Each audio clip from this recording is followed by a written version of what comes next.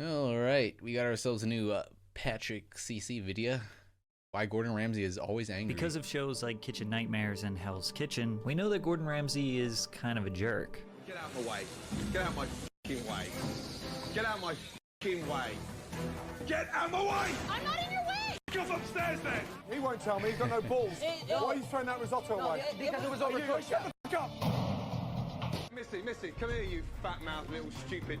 Damn. Many people attribute Gordon's antics to a fake persona that he displays for entertainment. It's just a character. I think it's because of, I'm guessing it's because of his mentor that taught him. I forget his name, but he was also like very aggressive in the kitchen and even got Gordon Ramsay to cry at one point. However, when you consider the violent and abusive life Oh, Gordon had to endure, I you'll heard about that too. understand where his rage comes from. Gordon's father, Gordon Ramsay Sr., was a violent alcoholic who Ramsay described as a hard-drinking womanizer. When his father was drunk, That he'd guy call really? who Huh.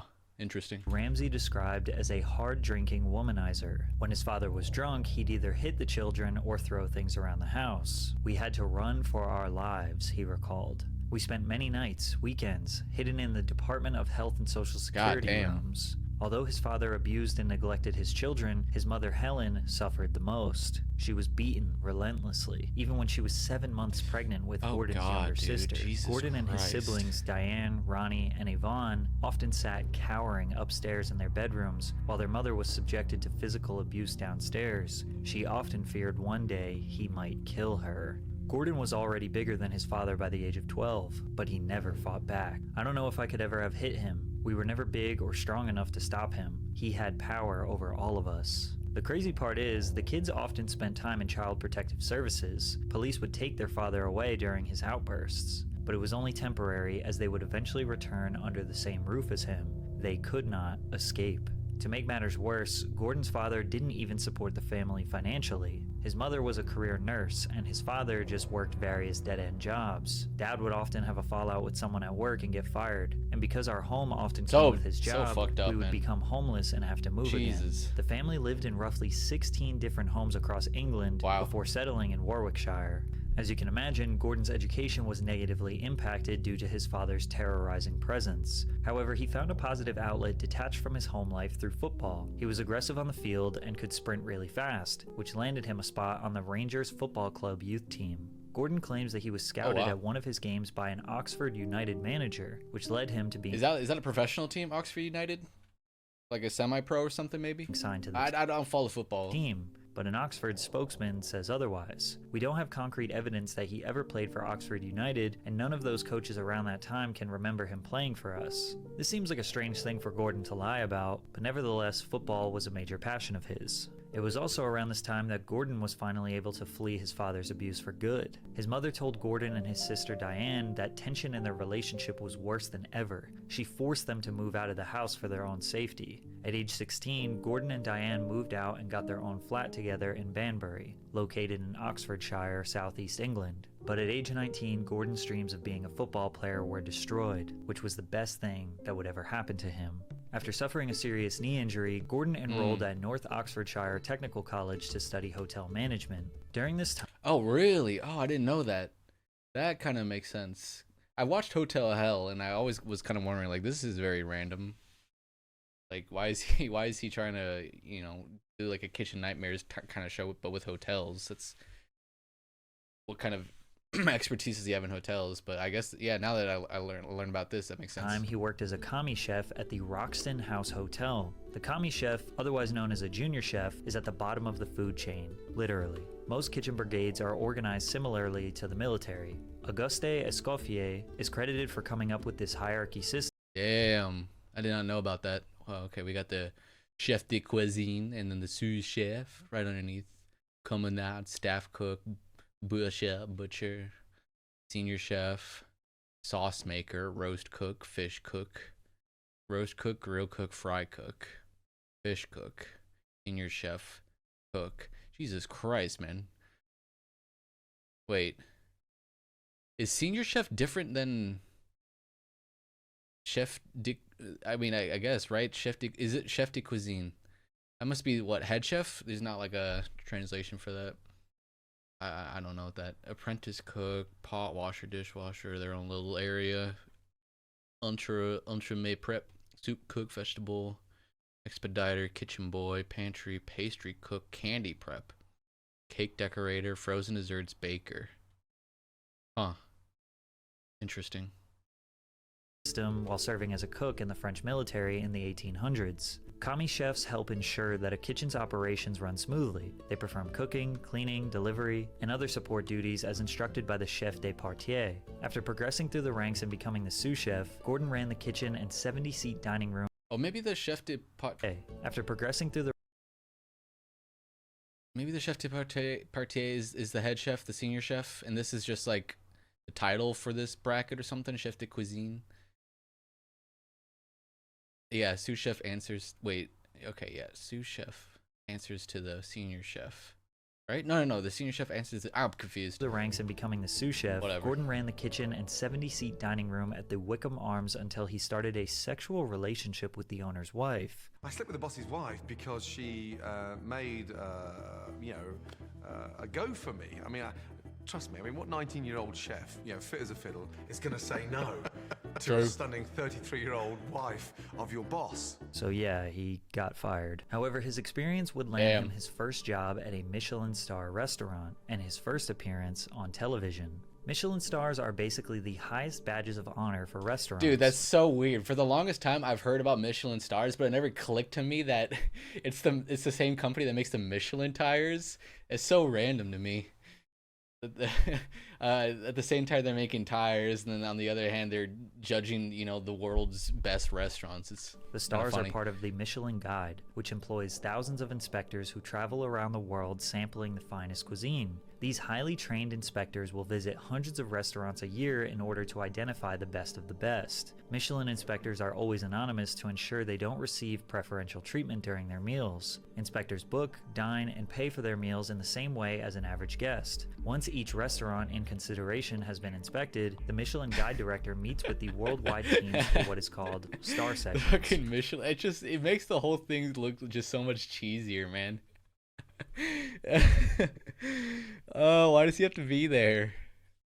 Oh god, dude. You got this like prestige restaurant. Oh god.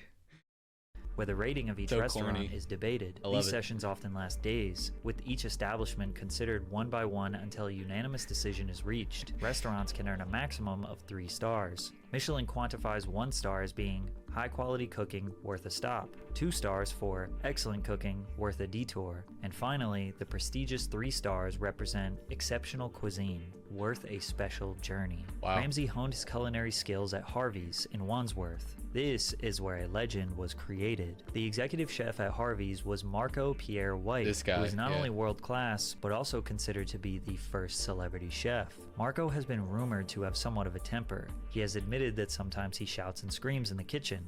Gordon says that Marco was brutal, allegedly one night even making a young Gordon Ramsay cry. However, this side of him is rarely seen when the cameras are on. On TV, he's more of an intense savage that struck fear into you without saying or doing too much. That's a scary picture. Gordon Ramsay cry. He made himself cry.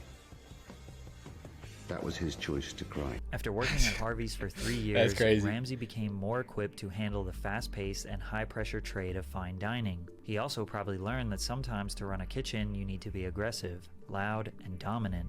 The 1988 documentary Marco shows a behind-the-scenes look at the chaotic life in the kitchen. Gordon is seen multiple times throughout the documentary calm, listening, learning, and getting a That's like one of his most viewed videos is like a young Gordon Ramsay. Taste for what it was like He's so to be quiet. on the big screen. Sadly, his family was still suffering.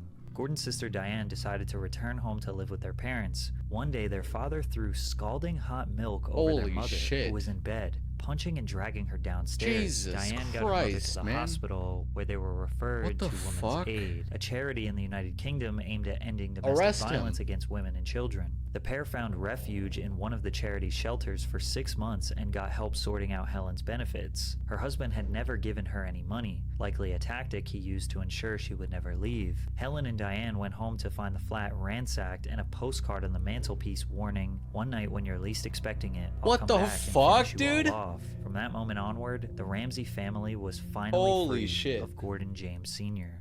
By his mid-20s, Gordon had already built a resume that would land him jobs working alongside world-class chefs in France, and then as head chef at La Tante Claire in Chelsea, a 3 Michelin star restaurant. However, Marco White would present something that would stamp Gordon's legacy permanently. In 1993, Marco offered Gordon a head chef position and a 10% share in the Rossmore. The restaurant was renamed Aubergine and achieved Michelin star status 14 months later.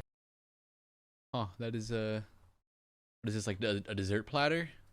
Gordon's cooking was so highly sought after that the restaurant had a waiting list of up to 6 months and bills averaging about 75 euros per person. By 1997, Aubergine won its 2nd Michelin star. Despite the restaurant's success, a dispute began between Ramsay and the business owners, who wanted to expand and turn Aubergine into a chain restaurant. Gordon didn't feel he could duplicate his cooking as a formulaic concept like most chain restaurants do. After many years of disagreements and legal battles, Ramsay announced his departure and handed in his notice. The entire staff at the restaurant followed Gordon and participated in a walkout. Ramsay later referred to it as Black Friday. He described the decision to set out on his own as the most important day of my entire cooking career, the most important decision of my life. Gordon decided to purchase and open his own restaurant called Restaurant Gordon Ramsay in Chelsea in 1998. The journey of opening his business venture paired with a television documentary series called Boiling. God, he was so ugly, dude. Look at that face, man.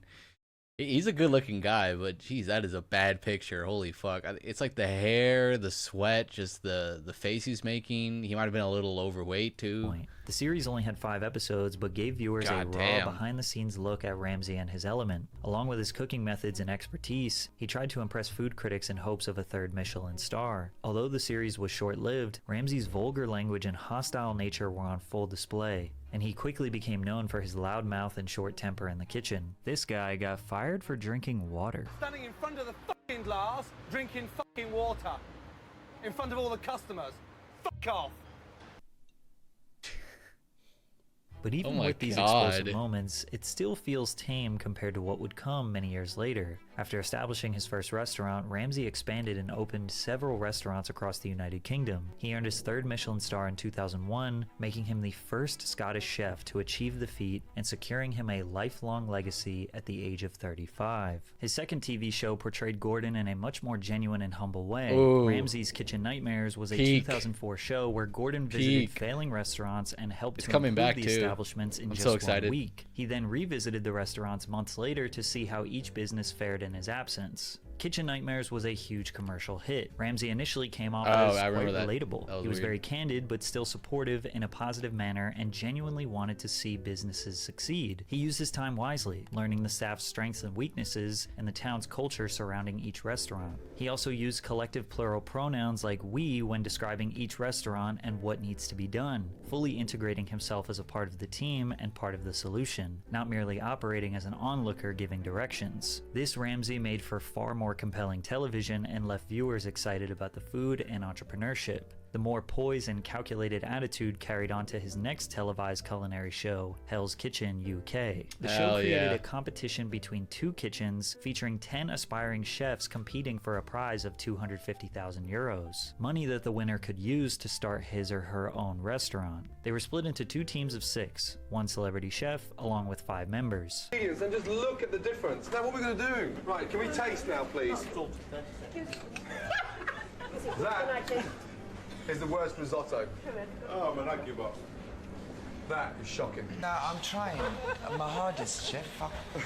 Oh man, what? Bloopers. Due to the show's success, Gordon worked with the Fox network to produce an American version with the same name. First premiering in 2005, Hell's Kitchen US followed a different format. This is where Gordon's asshole persona was formed. Move your ass! You jumped up the fucker. Now fuck off back on your section. Why? Because I'm not a quitter. You're not a quitter. You're not a fucking cook either. Move your fat ass. You donkey! Hey! You're fucking useless, you know that. You're cooking in a burnt pan, you fucking dick!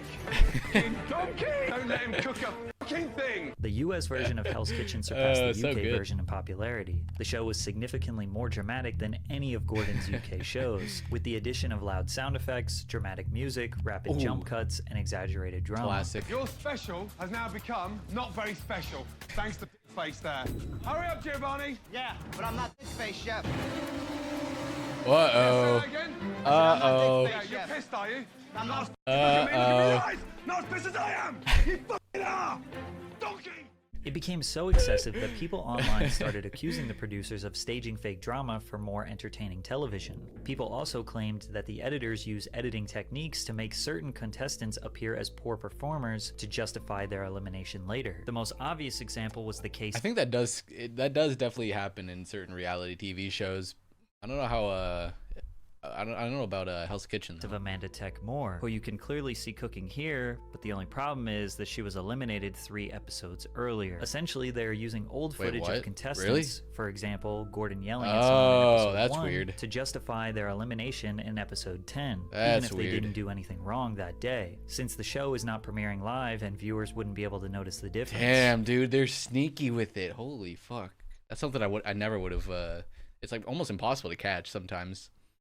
Unless you know, like you see someone that's been eliminated still. Another in the major background. controversy in regards to the show being staged occurred when contestant Joseph Tinnelly from season 6 this is a during classic. one elimination round angrily confronted Ramsay, challenging him to a fight before Very out of the being blue. escorted off the set. You want a f***ing jacket? You want to talk some shit?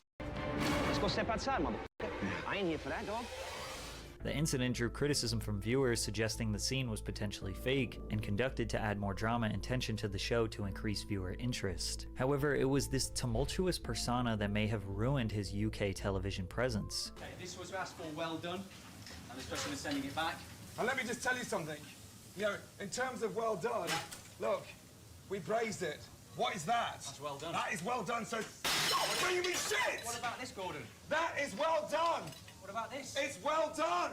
Without the added sound effects and intense music, Gordon's screaming looks less performative, which made viewers think he was actually just a jerk. But the USA audience couldn't get enough of Gordon. He was a rock star. He worked with the Fox network again to produce an American version of Kitchen Nightmares. First premiering in 2007, Kitchen Nightmares US followed the exact blueprint as the original, as the owners invited Gordon to spend a week with a failing restaurant to revive the business. However, like the US version of Hell's Kitchen, Kitchen Nightmares was more dramatized and featured Ramsay displaying a visibly short temper, regularly yelling profanities and insulting his staff. Gordon once even said the F word 298 times in just 2 episodes. When you saw those 2 Kitchen Nightmares condensed into one, last year when they had those 298 fucks, I wasn't proud of that. There has come a time when, at the age of 43, I'm getting a bit tired of the foul-mouthed bully chef. In that same interview, Ramsay was adamant in his refusal to pander to elderly British viewers by trying to act like anyone other than himself. So on one hand, he admits he isn't proud of his excessive outbursts. On the other, he isn't just gonna act like a proper lad to please his UK audience. A proper lad. Plus, in 2017, he came out with a show called The F Word, so I don't think he really cares that much. Both versions I tried of Kitchen watching that Nightmares show. I produced wasn't a big 7 fan of it. seasons and were canceled collectively in 2014.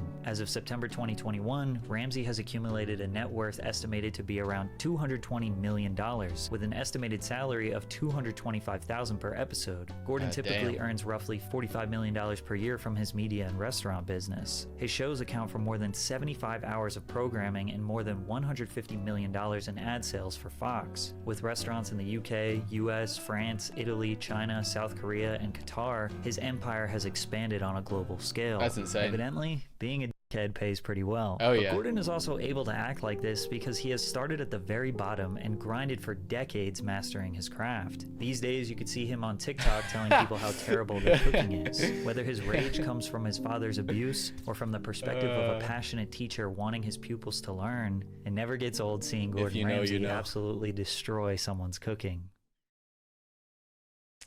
Yep, Gordon Ramsay is a very interesting character. Yeah, I knew about his dad being a dick, but I didn't really know about how bad it was growing up. So that was interesting to watch. What about showing Hell's Kitchen to the MasterChef? Oh yeah, he didn't talk about MasterChef at all. Yeah, MasterChef is all home cooked, so that's why he's nicer to them.